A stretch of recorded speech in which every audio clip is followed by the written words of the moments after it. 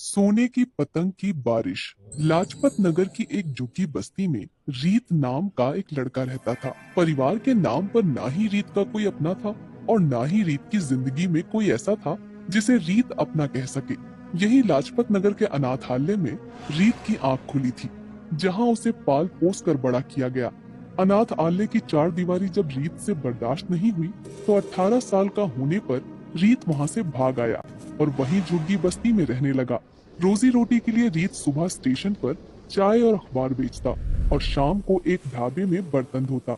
वैसे तो रीत को परिवार की इतनी कमी नहीं खलती थी, क्योंकि बचपन से ही अकेले रहने के कारण उसने अकेले रहना सीख लिया था। लेकिन एक परिवार और माँ बाप की कमी उसे तब खलती जब भी कोई त्योहार आता। जब एक और आसपास के सभी लोग अपने परिवार के साथ त्योहार मना रहे होते थे और मजे कर रहे होते थे, तब दूसरी ओर बेचारा रीत अपनी झुग्गी में बैठा अफसोस और गम में डूबा रहता था। उसे देखकर आसपास की झुग्गियों में रहने वालों को बहुत तरस आता था। देवा रे देवा, इस नन्ही सी जान से तो भगवान ने बचपन भी छीन लिया और आई बाबा का प्यार भी। बेचारा त्योहार में भी दूसरों की बस शक्ल ताकता रहता है। एक बार दिवाली में रीत की बगल वाली झुग्गी बस्ती में रहने वाली औरत रीत को बुलाने आई। ए रीत बाबा, यहाँ का है मुंह फुलाए बैठा हुआ है? चल हमारे साथ चल के दिवाली मना। चल, मैं तेरे को मस्त मिठाई खिलाती है। चल चल। उस औरत के इतना कहने पर रीत उसके परिवार के साथ दिवाली मनाने चला गया। उसे अपने साथ ले जाकर उस औरत ने घर की बनी मिठाई खिलाई और फिर उसे बढ़िया खाना भी खिलाया। खाना खा के घर के सभी लोग पटाखे छुड़ाने बाहर आए। उस औरत के बच्चे रंग बिरंगी फुलझड़ियां जलाने लगे। उन्हें देखकर रीत का भी फुलझड़ियां जलाने का मन करने लगा। भाई, मेरे को भी एक फुलझड़ी जलाने को दो ना। मैं क्यों दूं? मेरे बाबा मेरे छुड़ाने के लिए लाए हैं, मैं नहीं दूंगा। अच्छा भाई, अपनी वाली छुड़ाने के लिए दे दे, बस थोड़ी देर पकड़ के वापस कर दूंगा। अच्छा, थोड़ी देर के लिए? तो मैं तुझे अभी देता हूँ, बस 2 मिनट में। ये कहकर रीत ने उस बच्चे से फुलझड़ी ले ली, लेकिन रीत के फुलझड़ी लेते ही वो बच्चा झूठ मूठ कर रोने लगा और सीधा अपने बाबा के पास गया। बाबा, वो छोकरे ने मेरी फुलझड़ी ले ली। उसके बाबा गुस्से में तमतमाते हुए आए और रीत से फुलझड़ी छीनकर उसे लात मार दी। साले अनाथ, तुझे हाथ क्या दिया? तू तो सिर चढ़ गया। मेरे छोकरे की फुलझड़ी छीनेगा? उस औरत का पति रीत को लातों से मारने लगा। भाऊ, भाऊ, मार क्यों रहे हो? मैंने छीनी नहीं है, बस तेरे छोकरे से थोड़ी देर के लिए ली थी। आई शपथ। अच्छा, तो तू कहना चाहता है कि मेरा छोकरा झूठ बोलता है? साला एहसान फरामोश, भाग यहाँ से। आइंदा मेरी झुग्गी के आसपास भी दिख गया तो साले टांगे तोड़ दूंगा। आई जी की शपथ। रीत रोता रोता वहाँ से भाग आया और पास के ही गणेश पंडाल में जाकर बैठ गया। गुस्से में वो गणेश जी के सामने अपनी दास्तां सुनाने लगा। हे देवा, एक तो आई बाबा भी नहीं दिए, त्योहार में कोई साथ निभाने वाला भी नहीं दिया, ऊपर से आज एक परिवार के साथ दिवाली मनाने का मौका मिला तो तूने वो भी मुझसे छीन लिया। इतनी ही चिंता है तुझे अपने भक्तों की।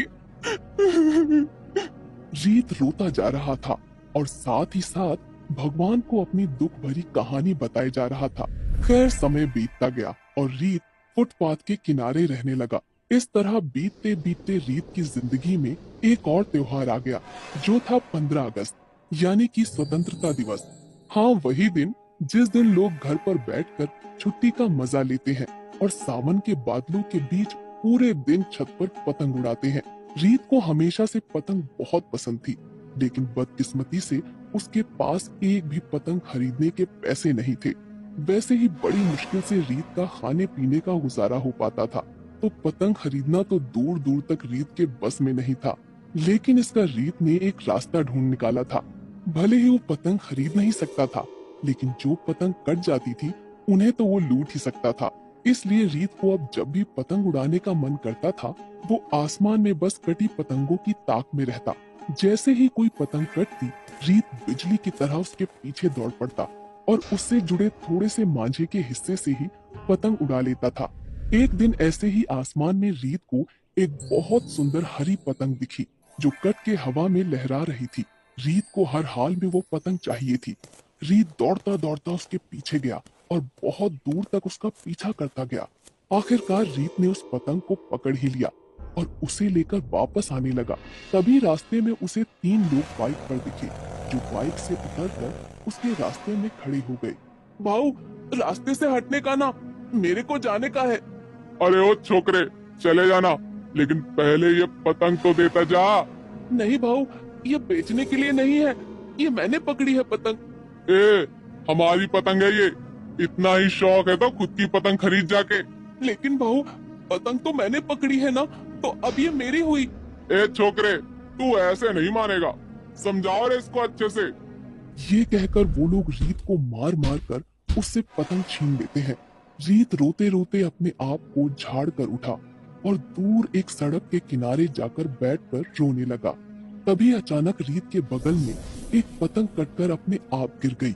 रीत को नहीं पता था कि ये पतंग किसकी थी, क्योंकि इसमें तो डोर ही नहीं थी और ये वाली पतंग तो पहले वाली से भी सुंदर थी। सुनहरी रंग की बिल्कुल सोने की तरह पतंग, लेकिन वो पतंग बहुत भारी थी।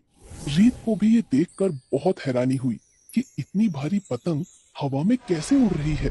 खैर, रीत उसे लेकर अपने सड़क किनारे के टेंट में ले गया और उसे देखने लगा। पतंग को वो देख ही रहा था कि अचानक उससे पतंग की नोक का हिस्सा टूट गया। रीत को ये देखकर हैरानी हुई कि कागज की जगह वो पतंग किसी धातु की बनी हुई थी। अरे, ये कैसी अजीब पतंग है, इसके सुनहरे रंग से तो ये सोने की लग रही है। नहीं नहीं, ऐसे ही किसी ने रंग चढ़ा दिया होगा, लेकिन एक बार इसे कल सुनार से दिखवा लेता हूँ। रीत अगले दिन वो नोक का टुकड़ा लेकर सुनार के पास गया। सुनार ने उस टुकड़े को सोने की जांच करने वाले पत्थर पर घिस कर देखा।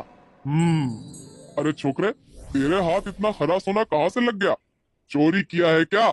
नहीं नहीं भाऊ, मेरी माँ का है, ये असली सोना है। अरे 24 कैरेट खरा सोना है, बेचेगा?